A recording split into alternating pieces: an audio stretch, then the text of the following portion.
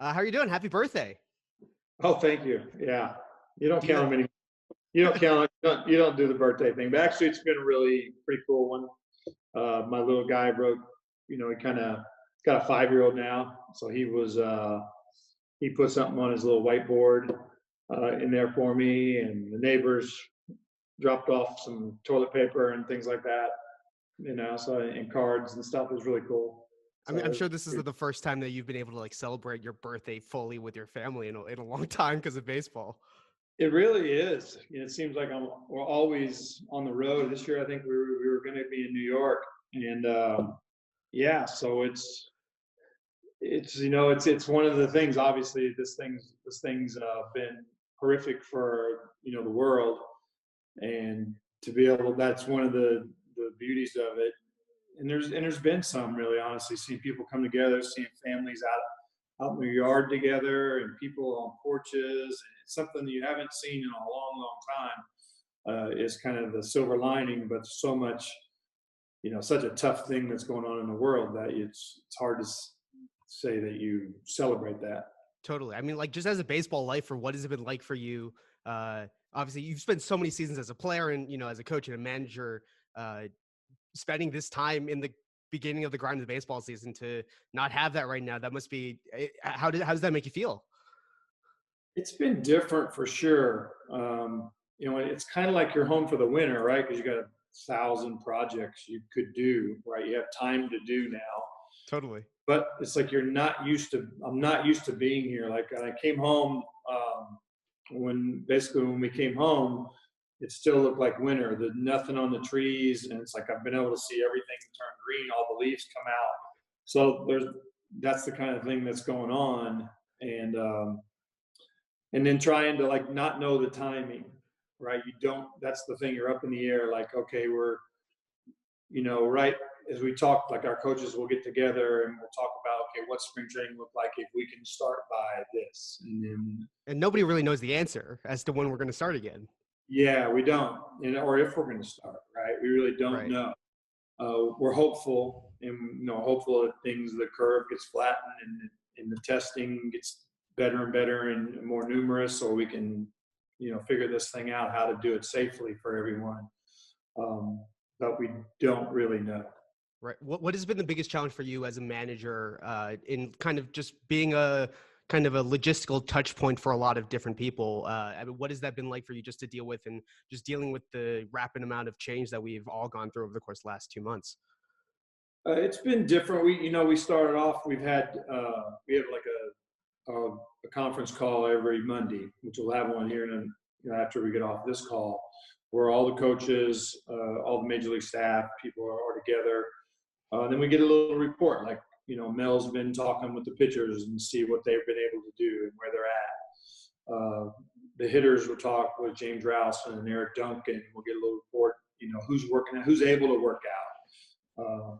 So we stay in touch, and then I'm trying to text the guys every other week or so just to see how they're doing, make sure they're safe.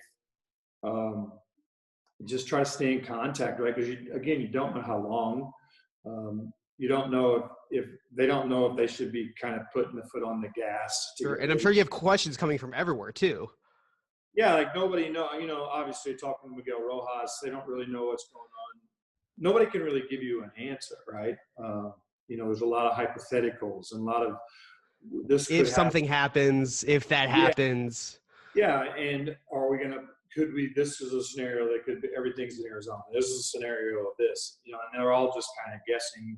We all talk about different ways to do it, but you still got to listen to the science and listen to the government and what's going on with everybody. So it's hard to, like, at first you're trying to stay in touch, and then it's like it's getting longer and longer. And we talk about like what's our second spring look like? How do we get ready quickly? Because it's not going to be a big buildup. It's going to be quick. Bigger rosters. I would assume that's kind of one of the common things would be you'll need extra players to protect pitchers and protect your players. How do you get them ready in a couple weeks, 2 to 3 weeks, however long it would take, without getting anybody hurt, right? And staying on the health, and what's your minor leagues look like? What's going to happen with those guys, and what's going on with development? There's so many logistical layers that have, things and small things that, the average fan might not see that go into kind of running a baseball team every single day. It really is, because there's no, we've been through like 10 to 12 starters every year, it seems like, right? And most teams use a lot of starters over the course of the season. Very few teams use 5 guys. So how do those guys, where are they at getting ready? If there's not minor leagues going on. So, yeah, lots of just hypotheticals, and I don't think I can watch any more old games or anything like Yeah. that. It's like I used to, and honestly, I'd wake up every morning and kind of check out ESPN, what's going on. Now it's like nothing's going on. Nothing's going on. I feel like the Michael Jordan documentary is kind of the big thing that's happening in the sports world. And there's really nothing else at this point. And the NFL draft. Yeah, that was great. Actually, I love that the documentary last night was really cool. I'm looking forward to seeing it. Yeah. The rest, and we're all spoiled, right, with the Netflix. Like I would watch all 12 episodes like in the next 3 days or 2. Yeah. Now we got to wait another week. It's like right, where each week you get a new show. So yeah, we're spoiled by Netflix. Did you watch Tiger King? I did not. I was not that. It never really caught my eye. And it's kind of tough because with the little guy, you can only watch certain things. Totally. Right? And to be honest with you, at my age, when he goes to bed, I'm about ready to go too. So it's not like yeah. I kept late and watch movies when Louis goes to sleep. Just not happening, right? And I'm sure the younger parents, they're going, what? But anybody that's an older parent knows the deal. Yeah. What was your reaction when you heard, there's so many plans that have been thrown out there about restarting the game. When you heard the plans about potentially just all the teams in Arizona and all the teams in Florida, I mean, what was kind of your reaction to all the things that were kind of being proposed over the course of the last couple of weeks? Honestly, I haven't had much reaction. I haven't tried to read into it at all, because I knew it was all just, I had a really good feeling it was all just speculation and rumors, because, we've been having our updates every week. We're waiting on the government. We talk with the commissioner. You just don't feel like there's anything concrete. It's all just kind of speculation, people throwing it out there, and then you're just kind of wasting your time guessing. And then we get player reactions to it, and we don't know if it's real anyway, right? And players are reacting to something that, anything they hear or read, and so you just don't know what's going on. Right, absolutely. I mean, I'm curious, just as someone who's spends a lot of time thinking about baseball. I know a lot of people are taking this time away from kind of the day-to-day hustle to step back and kind of have some perspective. And you've been in the baseball grind for such a long time. What are some of the things that you've been thinking about, just about your time in the game, whether that's as a player or as a manager or, any of the above? I mean, what have you kind of been spending your time thinking about? You know what? It's been, I call myself the most uninteresting man in baseball. I went for this little beard because I am the most uninteresting man in baseball. I like pulling weeds and doing anything I can do around the house to help out. But, trying to stay with our club and think about, what it's going to look like and what the season may look like. And is it going to be a sprint? And how do we get out of the blocks? Things like that. But I think as you get older, you take things more in stride. And that the safety of people is way more important than the game. And you also know that there's a lot of people hurting, right? From the small businesses to our game is going to get crushed. Our ownership and team organizations are going to get hurt by this. And so, everyone is getting hit to some degree. So those are the kind of things you think about a little bit more than just the game. Absolutely. Have you taken any time to just kind of think about what you've been grateful for in everything that baseball has kind of given you over the course of the last, your entire baseball career? I mean, over the course of your entire career, what kind of things have kind of popped back in your memory as you've kind of just had some time to reflect and pause a little bit? A little bit of everything, because, so much stuff's come out. Like somebody sent me a video yesterday of me hitting when I was probably 23. And just watching that kind of brings up memories of how I was training then. And then when I go out and pull weeds or do something and I can't hardly walk the next day, then I start thinking about, really what I can't do anymore. So I start thinking about that. but definitely been grateful. Baseball obviously still continue to take care of the personnel through end of April. On a call today with Derek, obviously we see what Derek, did in some of our front office and executives taking pay cuts and things like that, and knowing that they're doing that so they can keep our organization together and pay guys as long as they can. Right. So you're grateful for that and what our organization is doing. We've been doing some special stuff in Miami. I know it probably hasn't really gotten to the surface yet because of the record and things that went on, but our organization is really turning a corner as far as being a quality organization, making quality baseball decisions, feeling like we're building something that's sustainable. So it's really something cool to be a part of, and then to see what they're doing for us. To try to keep guys together. We've been trying to get great personnel together as we work this thing through. So those are the kind of things you're grateful for. I'm grateful for being able to see spring. To be quite honest, you look around and the game's been good to me. I got a nice home. Been blessed, in a lot of ways with family and health and things like that.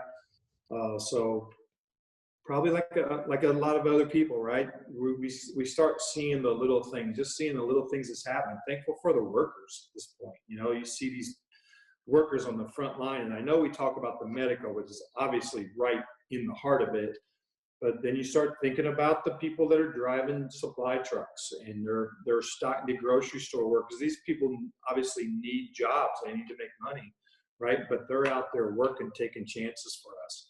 So you're kind of grateful for everything during this time. And Just all of your circumstances. it really is. I know it may sound, I know we've talked about it a lot. There's been a lot of cool things that you see. People, you talk about coming together and together we can do this. And it's really true. But it's almost like you don't want to forget how many people are paying a price as far as people dying and people in this first seen in Italy and as it just kind of grew into New York and taken off there, a place that I played and kind of consider my second home, to see what's going on there is tough to see. And it's just tough to watch, right? So there's so many things that are cool going on. Right. But you're like, oh, man, a lot of people are paying a big price. Yeah, I live in New York City right now. I live, in kind of lower Manhattan. And it's really weird to walk around and not hear any cars honking. It's just so surreal to walk around New York and not just feel the energy constantly. Yeah, it's kind of like I lived down in the city when I was coaching there, and there's a few weekends out of the whole year, right? That like the place is empty. Everybody leaves. I don't know. I can't remember what they were. I don't know if it's Memorial Day or whatever. They go to the islands and they go to the shores. And there's a few times a year that like you go out and there's like, man, there's nothing going on here right now. There's no cars hardly in the city. And that's probably what's going on every day now. And that's kind of weird to see the pictures when I watch the news and things like that about New York, and you're just seeing just empty streets. It's different. Yeah, it's kind of apocalyptic. It's like I Am Legend, Will Smith stuff every single day. It's very, very weird. You mentioned Jeter, your boss Derek Jeter giving up his salary. What was kind of your reaction to that? That was news that came out a couple hours before we started talking here. We actually heard it on our call this morning. He had told us, and I think he painted a good picture. I think this is a tough time for ownership, and they have a lot of people. And again, I think I go back to what we've been trying to build. And Derek and ownership, and Bruce Sherman, and our ownership has been tremendous.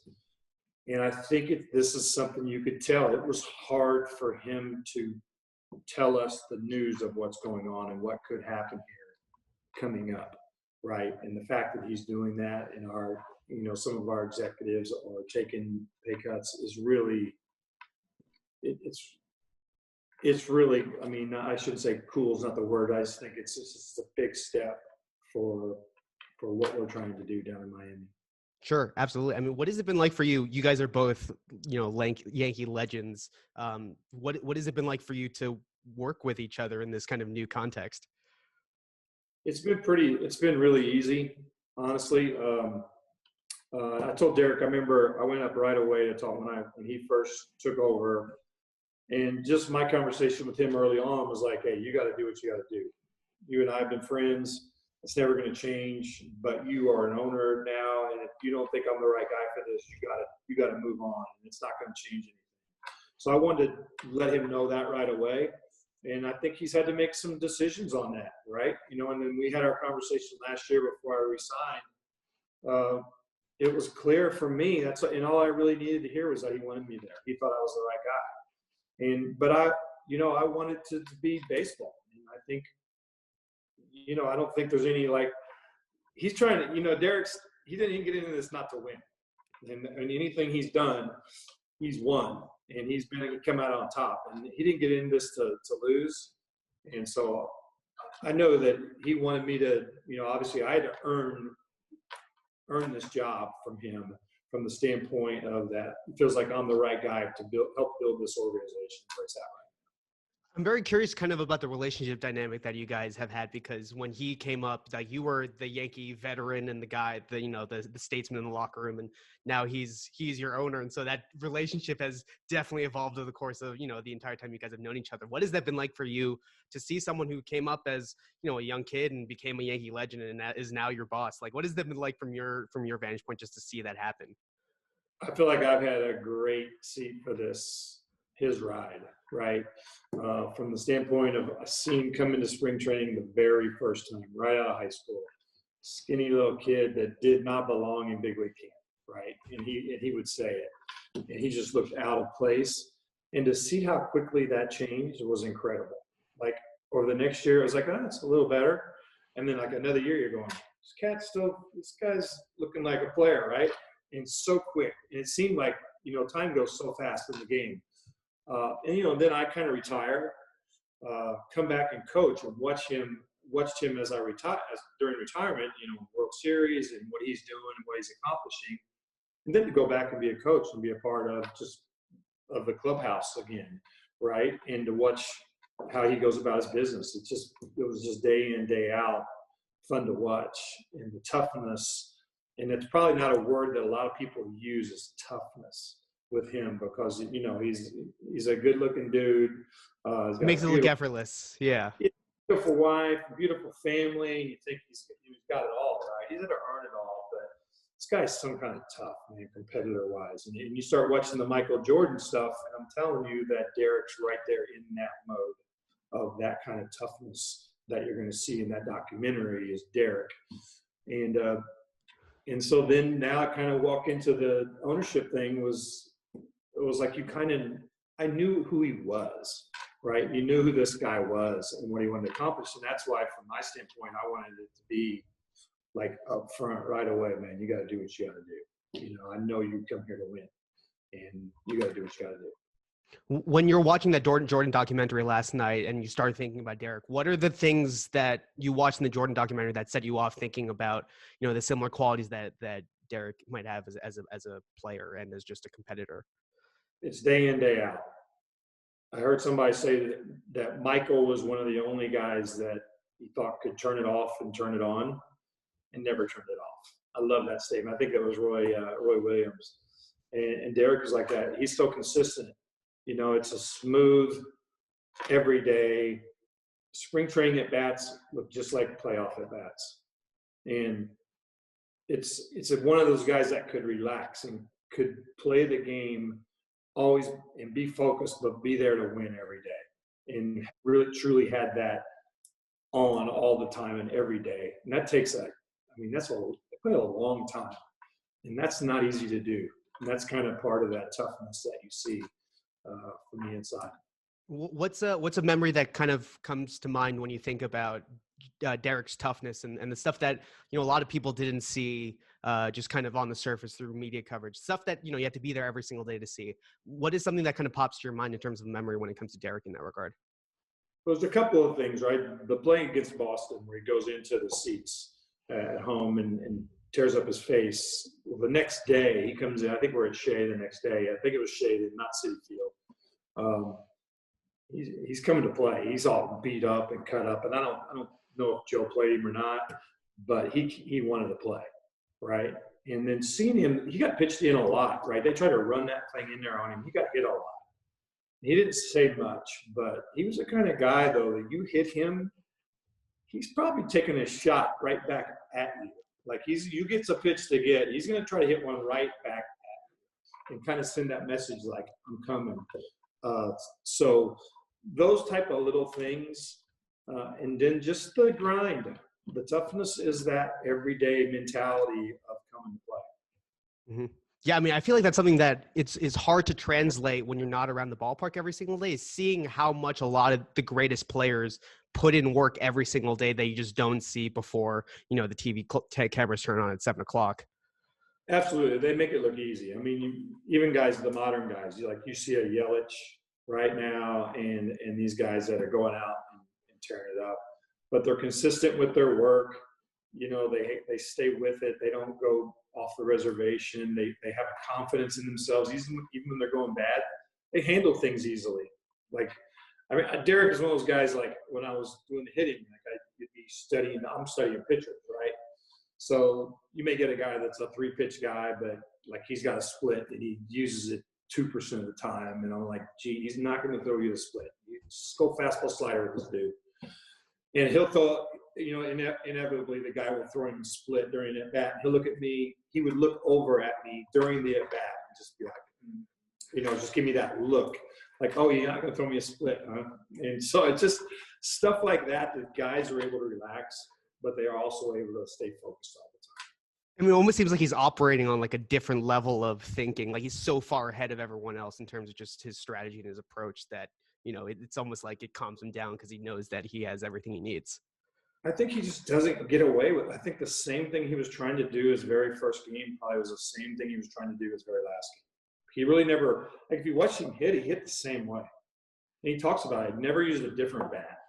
I mean, just things it's hard to not really change what you do over the course of that many years because your body changes and just your quickness and things like that. He just stayed with what he always did. He could still shoot that ball to right field. And, it was just amazing that he stayed that consistent. Well, I feel like consistency in general is almost undervalued in baseball because like people take Mike Trout for granted and how good he is on a day-to-day basis because he's so consistently, incredible day in and day out. And it's so much easier to just take it for granted when you see it happen, 162 games during a season. Yeah, he's boring. Mike Trout's boring, right? He just keeps hitting 40 and stealing bags and playing great defense, and he does it every year. So those guys kind of bore you into like all of a sudden there's going to be a pile of numbers there, right? And he's done. It's like they bore you into respect almost. Well, you have to respect because it's that good, And I think you look at a guy like Bryce Harper. I know he catches a lot of flack and he's sometimes inconsistent. This guy, when he's done, there's going to be a pile of numbers there that are going to shock some people because he started young. He's consistent. He loves to play. You can see that. And there's going to be a pile of numbers there when he's done that it's going to be huge. Absolutely. I'm curious, there's, people are taking time right now to kind of rethink baseball. It's try to think outside the box. And one of the ideas that has risen up over the course of the last couple of years is the idea of 4-man outfields. What's as a manager and as someone who's been around the game for a long time and seen it change a lot, what is kind of your take on the idea of having, more common 4-man outfields? I think it's something you got to look at, honestly, because you look at some guy's spray chart and it's like, you should have 4 outfielders, right? I mean, just like you're a better defensive team if you play 4 outfielders. It's hard to do, right? Because you just don't do it. And it started out, even like when the shifts first started, when guys were playing in places, they just were like, you're uncomfortable watching it, right? And you're leaving the whole left side of the field open, and guys, and they could bunt if they wanted to, and they don't. But it's become almost normalized over the course of the last decade or so. It has, and it's hard as a manager to watch. I don't say it's hard to watch, but it's hard to do. Like we play it over, but it's hard to do it because you're like, why is this guy not taking that? And they don't take it, right? And I think they've started to take it a little bit more, but I think with the analytics, what they show you is real. right? These numbers and these in the algorithms and all the stuff that's happening with the spray charts and everything, those models are real, right? And you're just playing percentages, and that's what baseball's always been. It's you're playing percentages, right? You're gonna get the righty out or the lefty out. Well, I got a better chance of getting lefty out. We're gonna go get the lefty. And then last year, all of a sudden, it was like, no, you can't walk anybody. You're not allowed to walk you're not allowed to intentional walk anyone. And then the whole thing comes out about that. So I think just analytics show you how the game has changed a little bit, right? And where you need to be open-minded to change. And if you don't, I think you end up being a dinosaur, and the game is really going to pass you by. I mean, when did you begin to realize that your view of baseball cannot stay stagnant, whether that was as a player or a coach? I mean, when did you begin to realize that you had to adapt to the times if you wanted to kind of keep up and stay current in the game of baseball? It started in New York with some things in a small way as a hitting guy. LA really was a bigger format. I think when Ned was the general manager, they were starting to come, but when Andrew came, then it was like, okay, this is something that you got to pay attention to. And so I think Andrew was the real first guy that I'm like, this dude's smart, and he knows what he's doing. And they had Farhan there. It was a really good group of guys, and these guys are smart guys, and they love the game, and they're just trying to figure out ways to win. Right. And it's like, you better pay attention to this because it's coming. And I remember telling our coaches in Miami, I'm like, because we had a few guys when I first got there, I'm like, hey man, it's coming. And if you don't get on board, you're going to be left out. So you may like it or disagree with it or whatever. I said, but you better get on board or you're going to be out of the game. What was it like for you to see that shift happen and seeing guys who did not get on board get pushed out of the game and seeing who was able to kind of stick on and adapt to this new era of baseball? Well, I think some of it's unfair, honestly, because I think it will come back to some type of balance. So I think there's sometimes too much, right? It's to a baseball's point a sport of extremes. It swings so much and trends. And this swing it was huge, right? It's a big swing, and our front offices are really smart, right? All over baseball, but guys can only take certain information. That's where you have to know there's got to be some type of balance in this, where the information that you give has to be received and it has to be taken. And guys are more and more adapt to it now because of the way the game has changed. But there's still a point as a hitter, there's too much information can be harmful, right? And so the coaches have to be able to take that information, how do we present it? And I look at it as more of a teaching tool than anything else. I think the analytics can really help you show a guy, hey, why are you not using this pitch? Why are you not, you're getting hurt in this area of the plate, but you refuse to go to the other side of the plate and use the other side. So, I mean, it's really a good teaching tool, but you have to be able to take that information in. That's why you have to have some understanding of it, a pretty good understanding of how it works and how you can use it to teach and how you use it to coach and how you become a better coach. We've seen an influx of just Ivy League guys in the sport of baseball over the course of the last, decade or 2 decades or so. What has it been like for you to just kind of adapt to the changing culture that has come along with just more academic types and, fewer former players in front offices? I mean, what has that been like for you to deal with as someone who has just seen the game change over the course of your entire career? I think it's been pretty easy because I've always looked at things like, I just want to get better every day. As a player, I want to keep improving, keep getting better. And the same with, I think, the information, you get smarter guys who give you information. It doesn't mean you agree with all of it. And to me, the best guys are the guys you can have discussions with. Why do you think this is not important? Why is this important? Doesn't it make a difference over here? So you can have discussions. So I think it's been pretty easy just because I want to get better and I want to be a better manager. I want to make better decisions. So then it's like, why are you fighting information if information is going to make you better?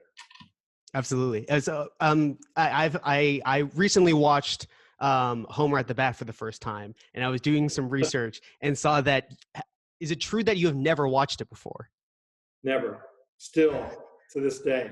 My son's trying to get me to watch it. He thought it'd be great during this break, like to video me watching Homer for the first time. I So think it would be funny. I think it's a worthwhile thing to do. it probably would be, but I just don't have that kind of time to do that. I'm too old for What do you remember about how all of that kind of came together? Because it's just so funny to look back at that and just seeing how many players were involved in that episode. The biggest thing was like the haircut. The Right. haircut thing I had with the Yankees later in that year, I'd already filmed everything. So to Right. shave those sideburns and all that stuff, the fact that it like went with what happened was pretty wild. And I It was think like prophetic. yeah, people really thought that they did the filming because there was no filming, did the audio before that or after that had happened. Do you remember how that came together? I mean, what was your reaction to hearing that they wanted your voice and wanted to animate you for The Simpsons? You know what? I think it was just like at that point, I was so just playing, but I had fun with stuff. And I remember we were going to Anaheim, and me and Steve Sachs, they set it up where you could go do it. Took 20 minutes, 30 minutes, and that was it.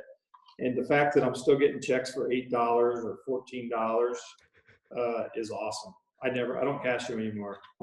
I hope their accountant like hates me because like he's like, where's that $8.79? Where is it? Yeah.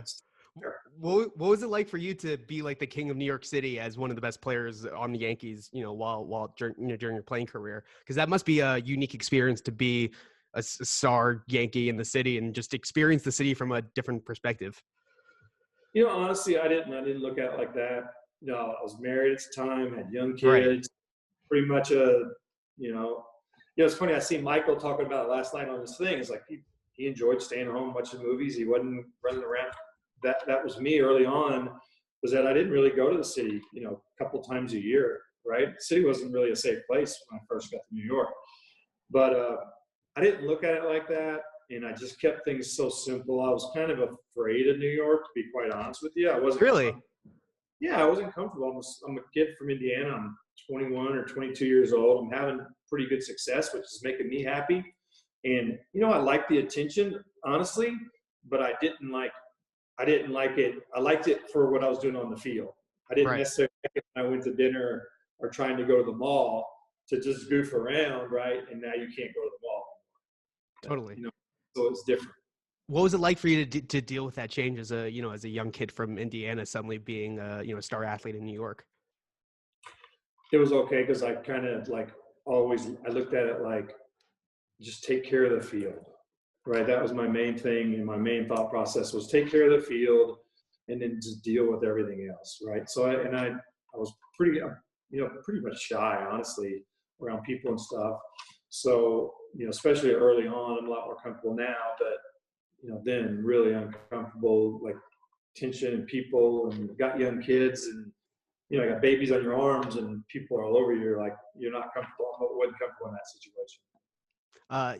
I know that you haven't really grown facial hair or mustache in a very long time. How's the quarantine beard coming in? Because I know that's the mustache too has been a trend across the country. Has it really? I Yeah. I don't pay attention, but I'm kind of liking it. I thought it was going to be all white. I don't know if it looks all white, but I was hoping it had a little salt and pepper in there, and there's not Yeah. salt and pepper. But I don't know. It's kind of nice not having to shave. Yeah, I'm growing a mustache for the first time in my life, so I was curious from a mustache icon, what is the best advice you could give me for growing out a mustache for the first time? No, it looks great. It's coming in really thick. I can see that. So no, just let it roll. I don't know, man. It's like, what do you like? Like I used to do. I don't know. Just like big ones. I don't know. Do you remember the first time you grew a mustache? Kind of. I remember I was excited about because when I first came up to New York, right? You couldn't have facial hair in the minor leagues. You couldn't you had to blouse your pants. Getting to New York, you're allowed to wear your pants low, which I liked, and you could grow a mustache. And at that point, kind of everybody had a mustache. It seemed like, right? Willie Randolph had that little mustache.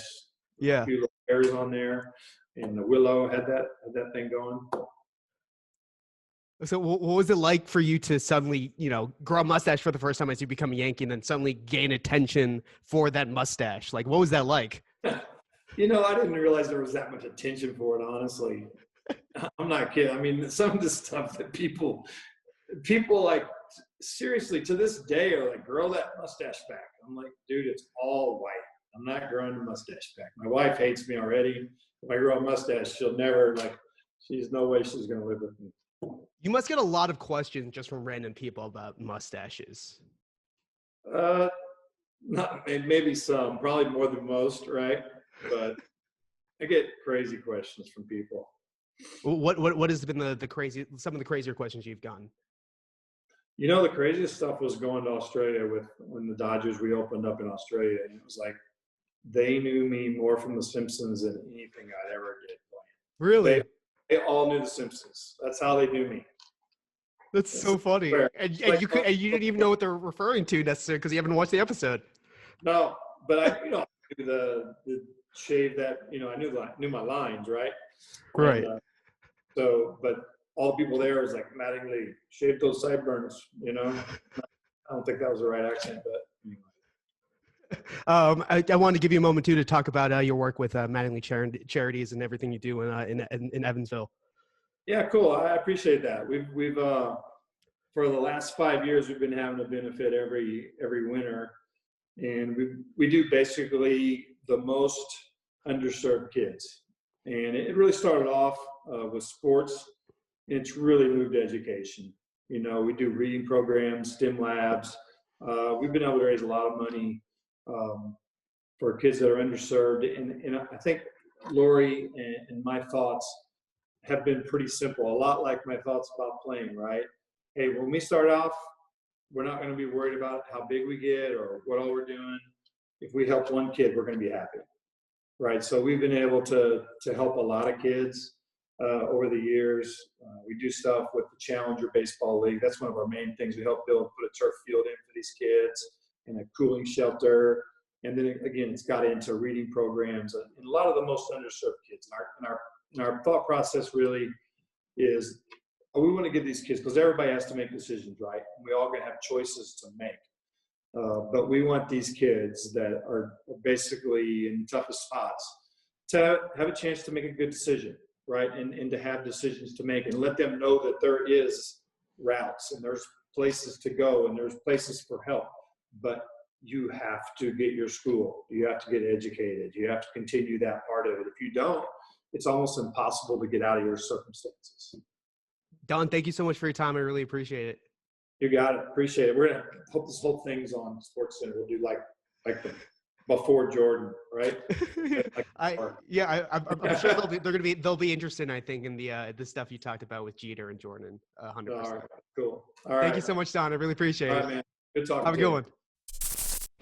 Thanks for watching ESPN on YouTube. For live streaming, sports, and premium content, subscribe to ESPN Plus.